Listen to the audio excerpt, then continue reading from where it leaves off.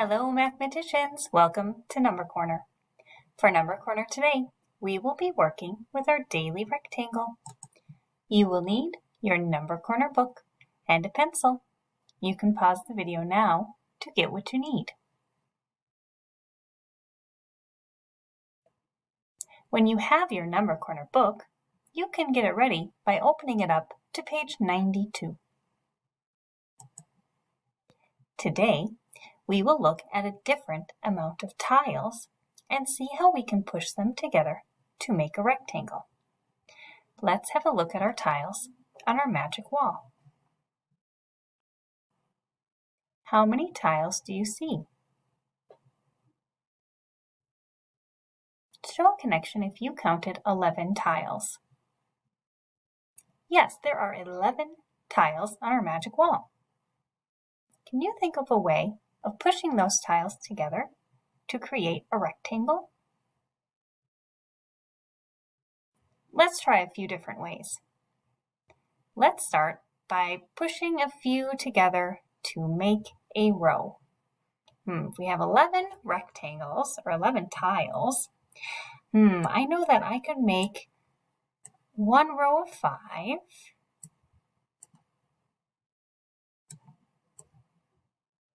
and another row of 5. That might get us close to something. Let's see if that makes a rectangle. Well, this looks like it's close to being a rectangle. I have my 5 tiles on the top and 5 on the bottom, but I have this leftover tile. If I stick it on the end, is it a rectangle? Thumbs up or thumbs down? I should see thumbs down. Rectangles have to have the same length sides on the opposite side. So if I look over here, I see 2 tiles on this side. I should see 2 tiles on this side, but I only see 1. So let's try something else. What if I tried to put another row on the bottom and move some of these over here? Do you think that might work? Let's give it a try.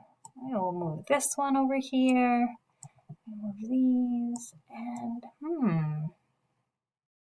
is this a rectangle?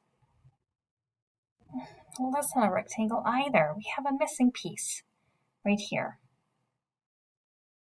What if we stretched them all out the long way? Thumbs up or thumbs down? Do you think that would be a rectangle? Let's give it a try. I'm going to speed it up so it goes a little more quickly, and then you'll let me know if it's a rectangle or not. How about this? Thumbs up or thumbs down? Is it a rectangle? I should see thumbs up. My opposite sides are the same length. All of my tiles are pushed together. They're touching but not overlapping. This is a rectangle. Now that we have our rectangle, how could we label it? Show a connection if you remember labeling our rectangles the other day. I hope to see a lot of connections. We labeled our rectangles by how many rows and how many columns we have with our tiles. We can see that we have one row, just one row all the way across. So I'll put a 1 there. We can also see that we have 1, 2, 3, 4, 5, 6, 7, 8, 9, 10, 11 columns. So we can kind of put a little line over all of those and say that we have a 1 by 11 tile rectangle because we have one row of 11 tiles. Here is that option that we talked about, the only option for our rectangle for 11 tiles. Remember, when we describe a rectangle, we describe it by its dimensions, like we just did. We decided that this rectangle is 1 tile high and 11 tiles wide. Let's label this rectangle in our student book. So we're going to write our equations for the dimensions of the rectangle in our workbook. And then we will go back and make more equations for all the days that came before today, since the last time we went to our daily rectangle. Let's get started with our books on page 92. Now, we're going to go right to the space where the number of tiles, so go down that column, go down to the 11, and we'll go to the space right next to it for the dimensions of the rectangle. That's where we're going to work on right now. We are going to say that we had a 1 by 11 rectangle because we had that one row of 11 tiles one time. So we can write that in another way. We can write an equation that says 11 plus 0 equals 11. We can write that because, remember, we had that one row of 11. We only saw 11 one time. We added 0 more. We didn't add any more rows to our one row with 11 columns, so it's 11 plus 0 equals 11. Now, another way we could write that is by writing an equation for our columns. We saw 11 columns of 1. Now we could sit here and write 1 plus 1 plus 1 plus 1 plus 1 plus 1 plus 1 plus 1 plus 1 plus 1 plus 1, but that might take us a long time. Instead of writing all those ones like we did for our other equations up here, we could just write 1 times 11. That's what that symbol in the middle is. It's our multiplication symbol to show that we see our one row of 11 tiles one time. Now let's go back and have a look at a few more rectangles from our previous days. Here we see 10 tiles. I want you to think for a moment of a way you could push the tiles together to make a rectangle.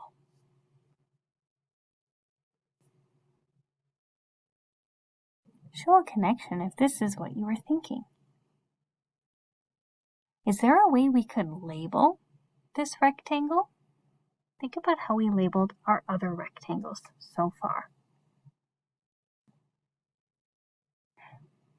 Yeah, if you're thinking that we could label it by the height, how tall it is, by the length or the width, you would be correct.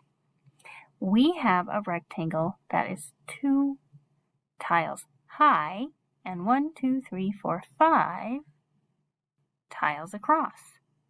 We see 1, 2 rows of 5 tiles, so we have 2 rows of 5 tiles each.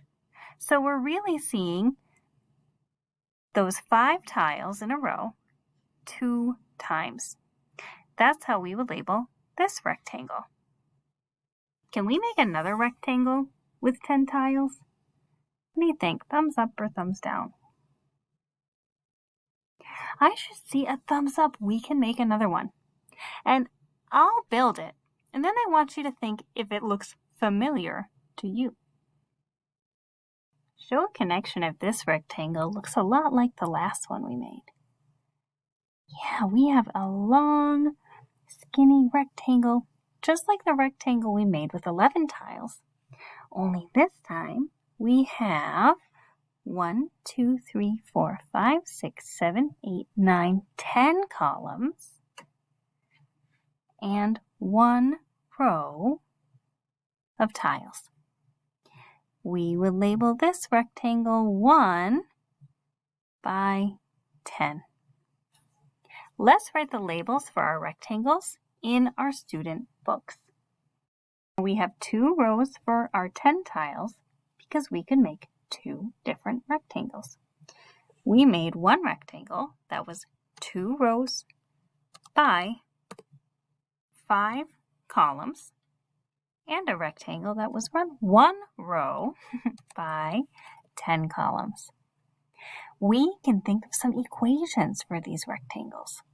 we could think about our 2 rows of 5 as really being 5 plus 5. We can also think of it as the other way around. Think about how many columns we had. We had 5 columns of 2 tiles each. So we really had 2 plus 2 plus 2 plus 2 plus 2. And they both equaled our 10 tiles.